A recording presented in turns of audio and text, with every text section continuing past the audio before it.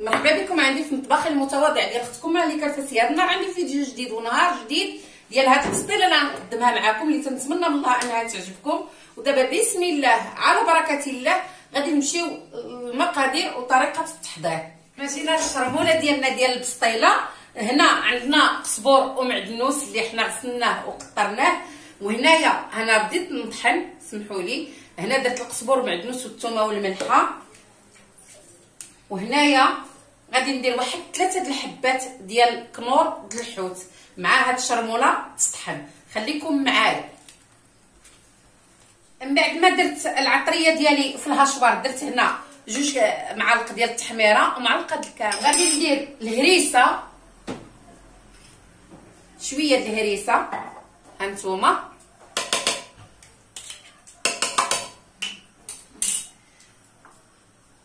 وغادي ندير نص كاس ديال الحامض معصر. بسم الله والصلاه على رسول الله. وغادي ندير مرق السوجه 1-2 معالق حتى 3.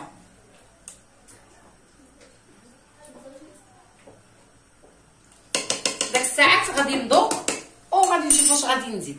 المهم غنعاود نطحن هادشي ونطلق. غسلت المرنه ديالي وجيت للشرموله. ها هي. بعد ما جيت للشرموله ديالي غادي نشرمل الحوت ديال المرنه ديالي على هذا الشكل باش غنديرو في الفران.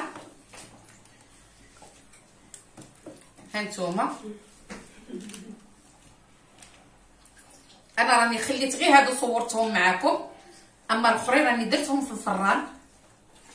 شفتوا؟ يلا هانتوما معايا نطلق. ما قطعت الكالامار ديالي على هذا الشكل، هانتوما غسلته وقطعته. سمحوا لي ان ما بغيتش نطول معكم. هانتوما غسلناه وقطعناه. دابا غادي نديروه يتشحر على نار مجهده ونطلقه. من بعد ما درت الشرموله ديال الحوت في المقله، هانتوما غادي نضيف لها تشحر شويه وغنضيف لها الكالامار ديالي. من بعد ما ردينا الكالامار يتشحر غادي نضيفو 1-2 وريقات ديال الرند او ورق سيدنا موسى. هانتوما المهم نشحرو. هانتوما شفتوا؟ من بعد ما خليت الكالامار ديالي هنا يتشحر رديته في طاوه كبيره. في المقله درت عاود الشرموله باش غندير نضيف الكروفيت ديالي، نشحرها شويه مع الزيت بيديه.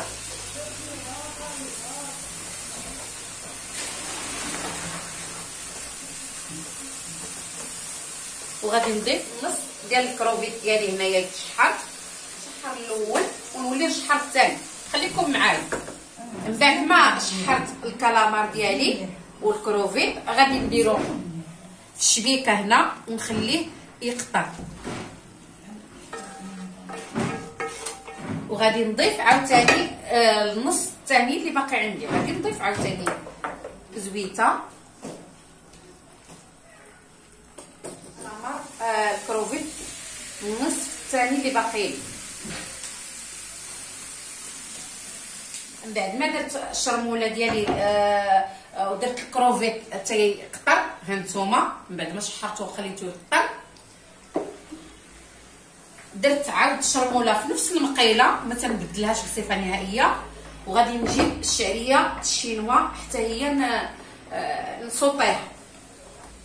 يلا خليكم معايا.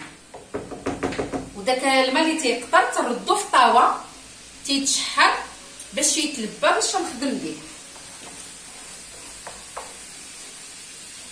هانتوما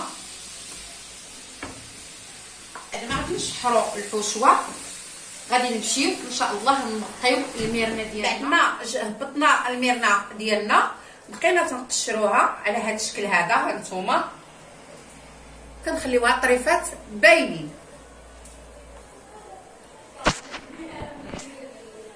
بعد ما جبت الهاشوار ديالي جبت الفطر الاسود حتى هو غادي نهاشي وغادي نشحرو شويه.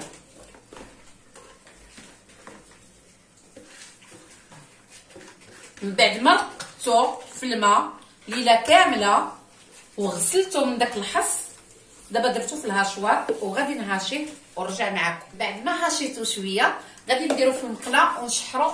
دابا جبت الفطر ديالي حتى هو غادي حتى هو نطحنو.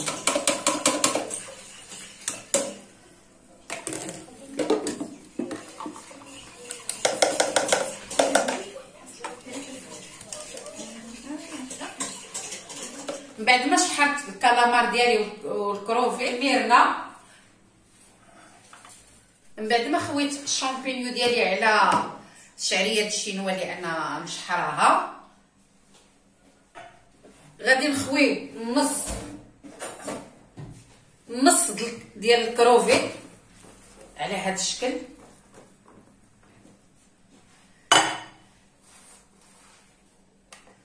وغادي نخويو النص ديال بعد ما خوينا الكالامار ديالنا والكروفيت هنايا والشامبينيو على الشعريه الشينوا. دابا غادي نكملوا التحضيرات ديالنا ديال البسطيله. غادي نخلطوا الحشوه ديالنا، نخلطوها وندوقوها ونشوفوها كي جات، ناقصها من شي حاجه، خاصها شي حاجه.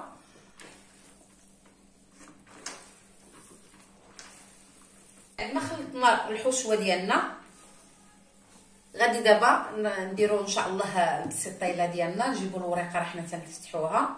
بسم الله. من بعد ما فرشنا هذا تنبقاو ندهنوا الوريقه ديالنا على هذا الشكل بهاد الزويته اللي قطرنا من التشحيره.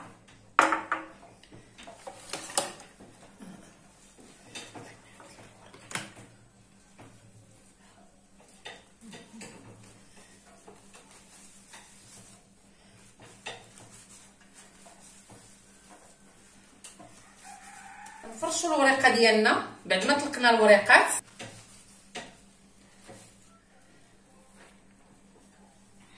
ملي تنديروا الوريقه ديالنا تنديروا الحشوه،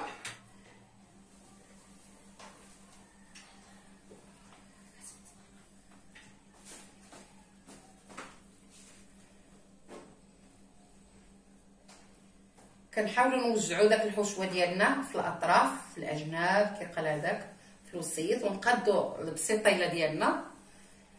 من بعد غادي نزيدوا نضيفوا الكروفيت ديالنا،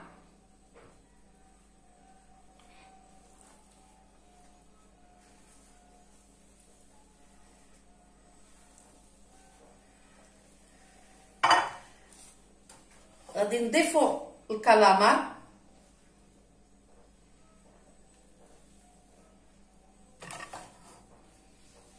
وغادي نضيفوا الميرنا ديالنا.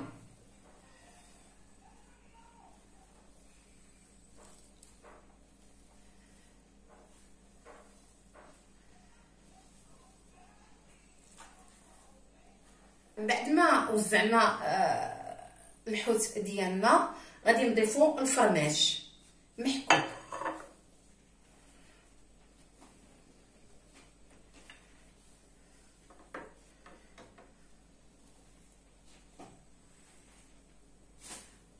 ودابا غادي نجمعوا البسيطيله ديالنا،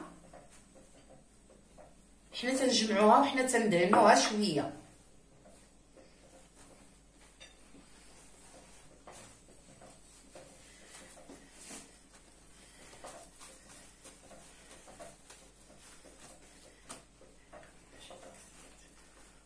من بعد ما دهنا الوريقه ديالنا وجمعناها، دابا غادي نضيفوا الوريقات من الفوق.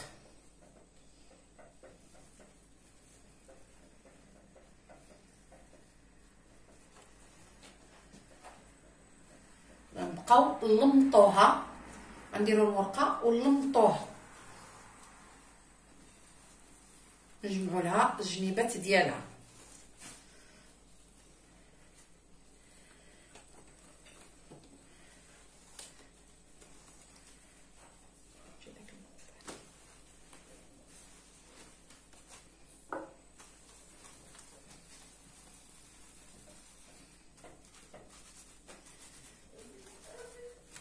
بعد ما ساليناها ولفيناها تندهنوها بهاد الزويته ديالنا.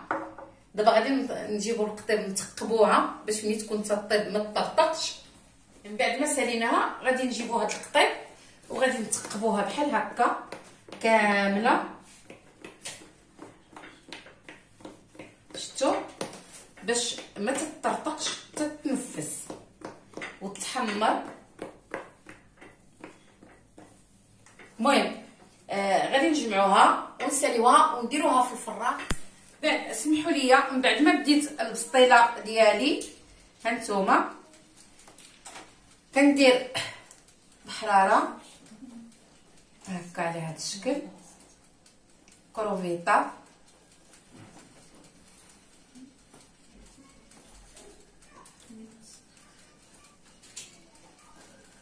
المهم غنستمر هكا حتى نسالي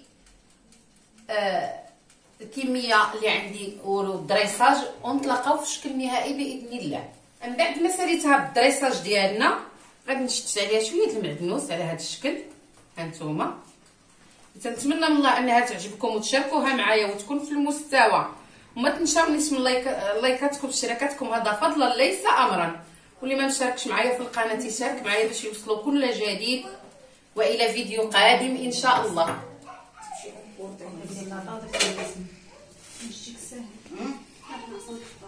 لا ما قلت غير